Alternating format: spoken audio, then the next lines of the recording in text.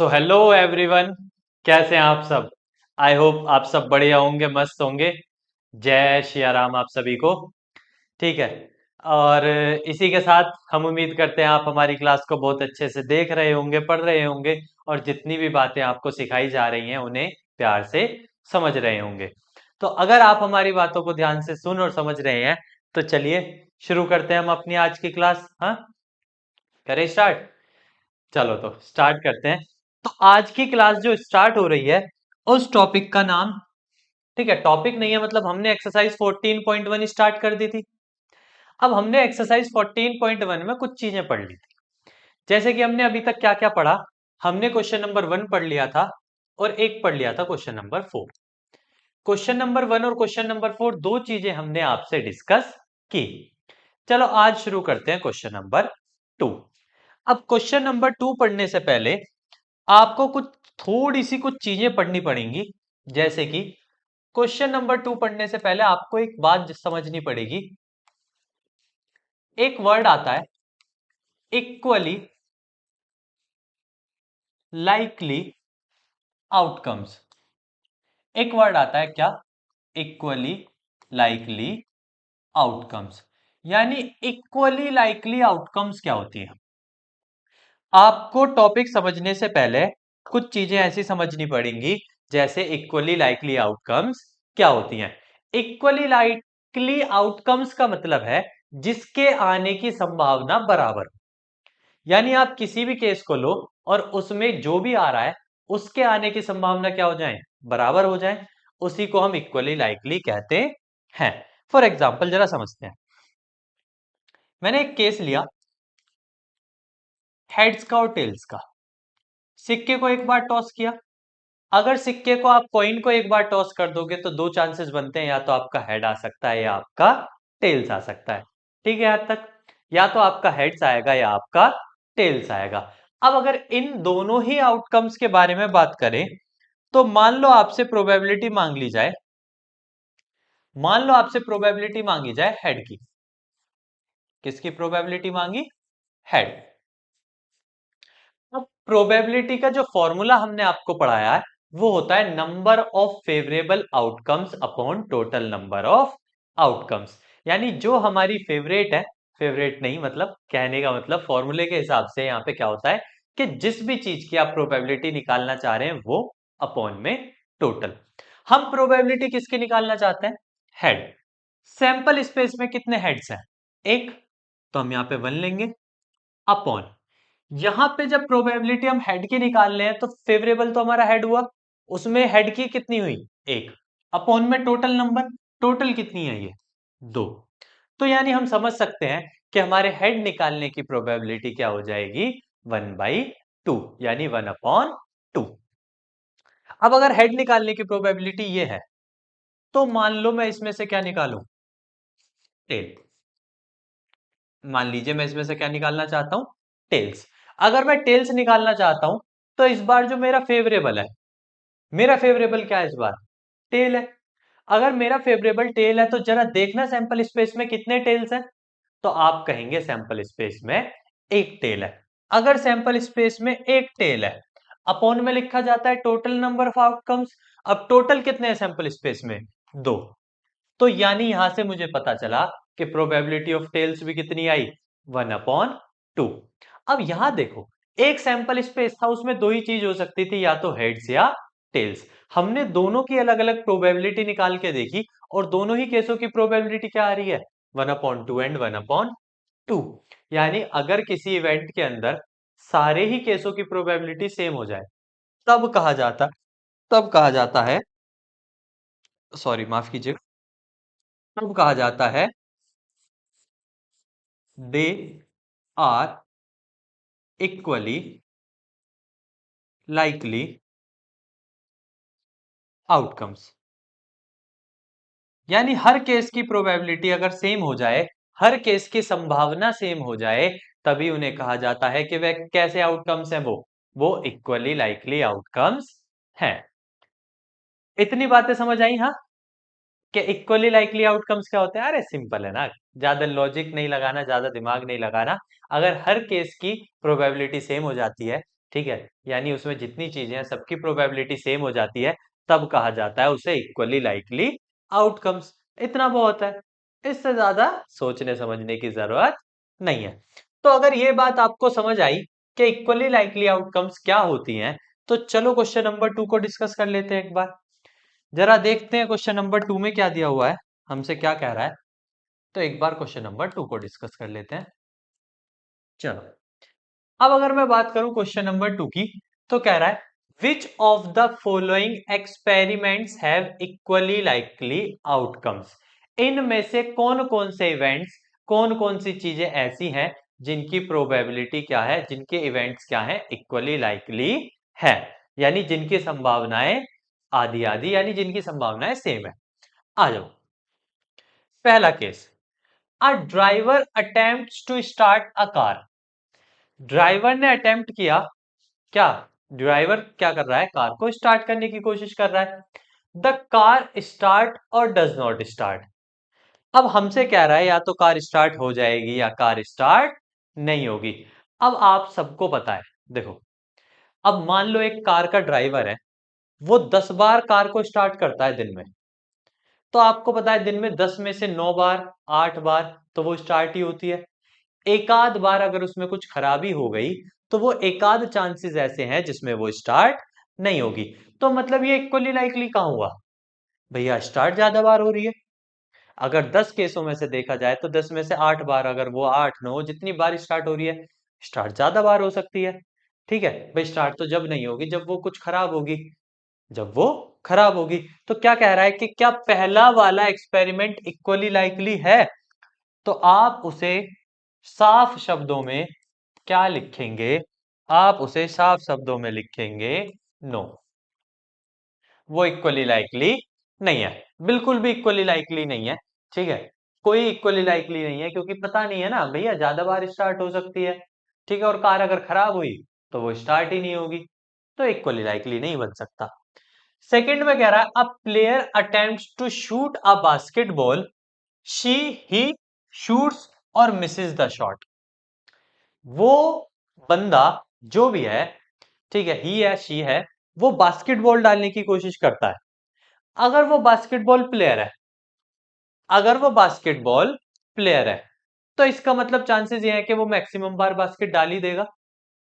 Chances क्या बनते हैं कि वो मैक्सिमम बार बास्केट डाल ही देगा।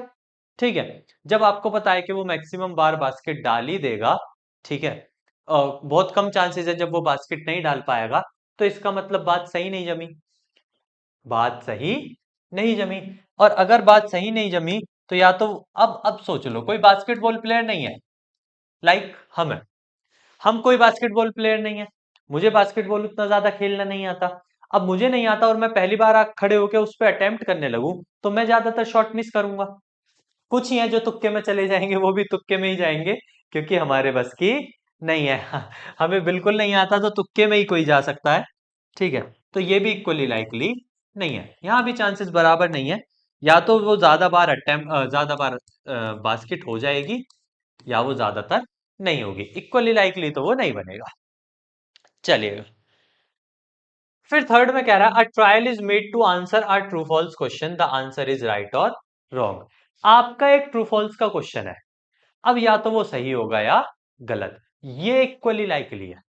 यहां चांसेस बराबर हैं, जितने चांसेस या तो सही या फिर गलत, या तो सही या फिर गलत। तो यहां चांसेस बिल्कुल बराबर हैं, यहां पूरे पूरे चांसेस बराबर हैं, तो आप इसे कहेंगे यस, ये इक्वली लाइकली है, क्योंकि ट्रू और फॉल्स के अलावा कुछ और नहीं हो सकता ना वो। तो वो तो या तो सही जाएगा या फिर गलत ही जाएगा। तो यहां तो चांसेस बराबर हैं, तो इसके लिए आप कहेंगे बिल्कुल भैया चांसेस बराबर है। अब क्वेश्चन क्या है, अब बेबी इज बॉर्न, एक बच्चा हुआ, कह रहे हैं इट इज अ बॉय और अ गर्ल, या तो वो लड़का होगा या लड़की। बिल्कुल जी, बिल्कुल कह सकते हो, चांसेस बराबर है, या तो वो लड़का हो सकता है या फिर वो क्या हो सकती है, लड़की हो सकती है। बिल्कुल चांसेस बराबर है, इन दोनों में से कोई और चांस तो है ही नहीं, इन दोनों में से कोई और चांस नहीं है। तो भाई बिल्कुल चांसेस बराबर है कि या तो लड़का हो या लड़की, दोनों की पॉसिबिलिटीज बराबर है, लड़का भी हो सकता है और लड़की भी, इसमें पॉसिबिलिटीज बराबर है, तो इसमें कोई टेंशन की जरूरत नहीं है। अब अगर हम बात करें क्वेश्चन नंबर 3 की, तो क्वेश्चन नंबर 3 क्या कहता है, चलो क्वेश्चन नंबर 3 को पढ़ लेते हैं। तो क्वेश्चन नंबर 3 क्या कहता है? क्वेश्चन नंबर 3 कह रहा है, why is tossing a coin considered to be a fair way of deciding which team should get a ball at the beginning of football game? एक फुटबॉल के गेम में coin toss को ही सबसे बेहतर तरीका क्यों माना जाता है? मतलब यही क्यों कहा जाता है कि भैया कॉइन टॉस कर लो, उससे ही डिसाइड होगा? क्योंकि कॉइन के दो पहलू होते हैं, या तो हेड्स या टेल्स, और टीम्स भी दो ही होती हैं, तो वो एक एक कॉइन एक एक साइड को चूज कर सकती हैं, तो यानी चॉइस आसान हो जाती है। और चॉइस आसान होने के साथ साथ वो इक्वली लाइकली आउटकम भी है। भाई सिक्के में हेड या टेल्स में से कोई आ सकता है, तो अभी क्वेश्चन आपको कराया ही था कि इक्वली लाइकली क्यों होता है, तो आप कहें कि उसे क्यों माना जाता है, तो मेन रीजन आप उसमें लिखेंगे because a coin because a coin is a equally likely experiment।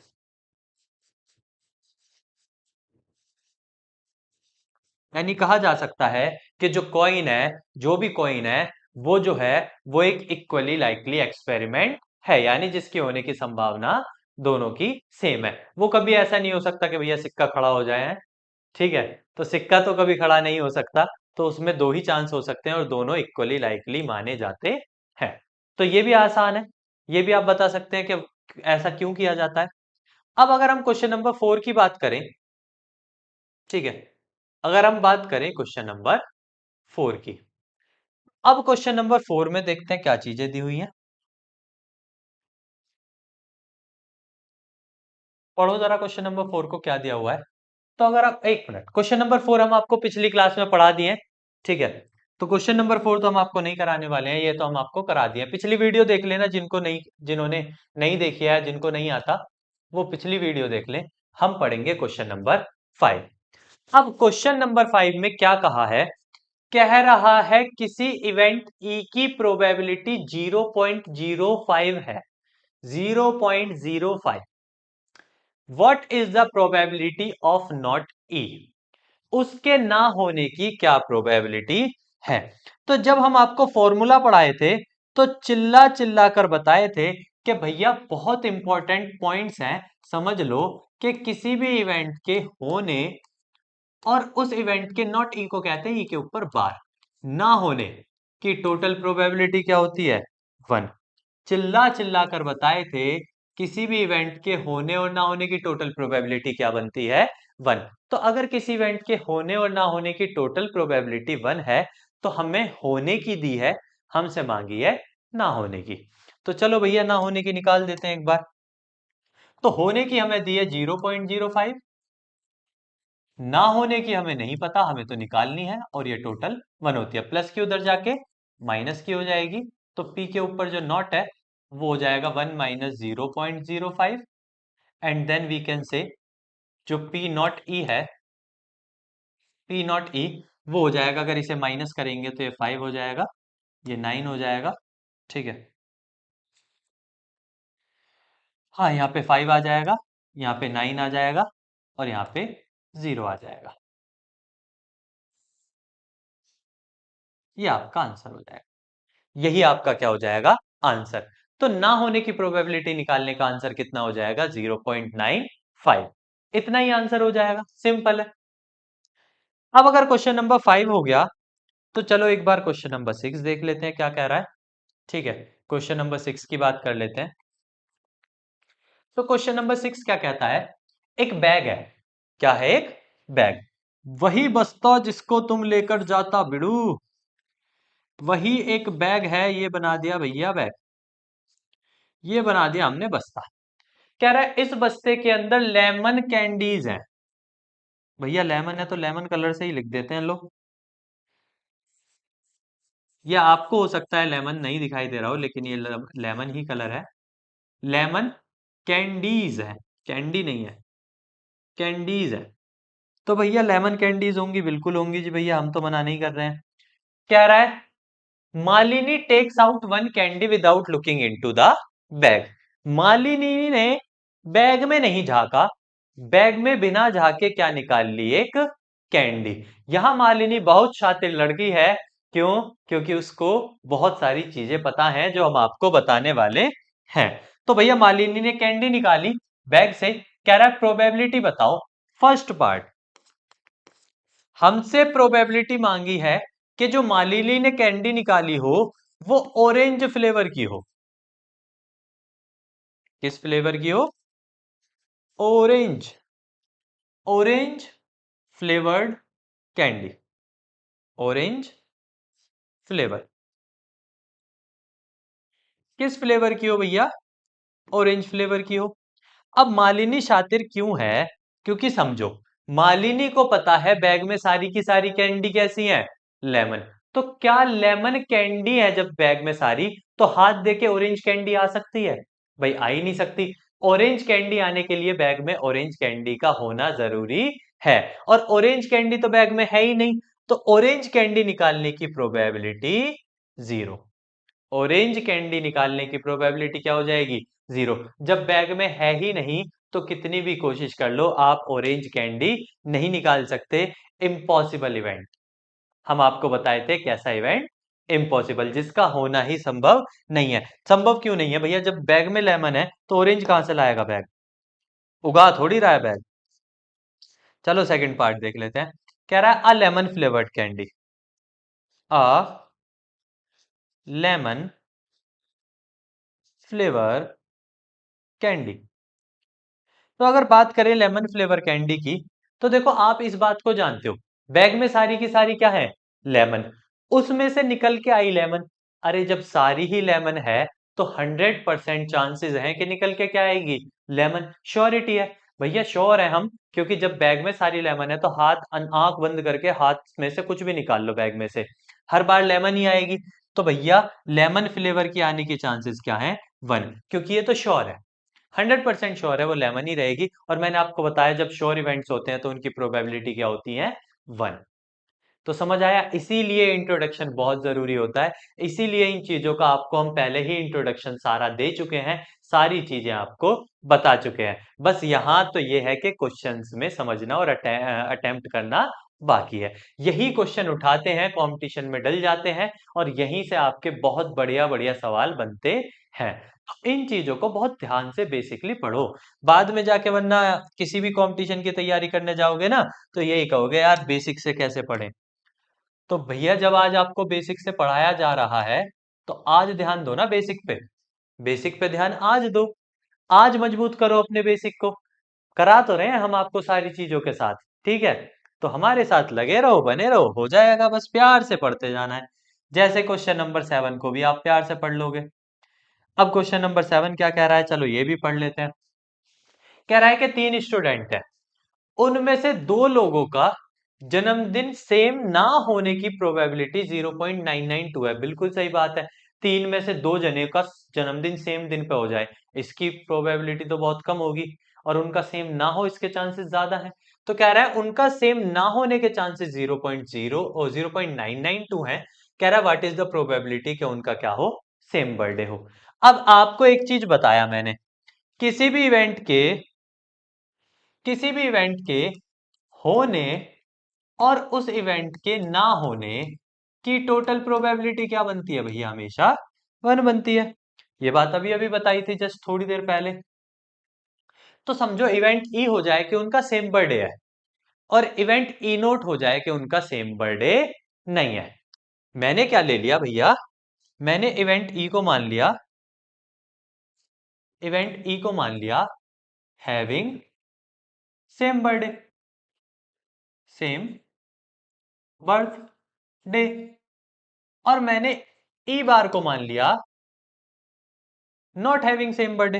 Hot हो जाएगा ये तो, नॉट हैविंग सेम बर्थडे।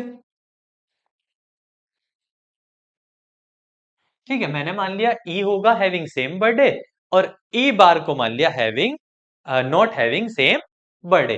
तो मेरा कहने का मतलब क्या है कि उनका सेम होने और ना होने की टोटल क्या होगी, 1।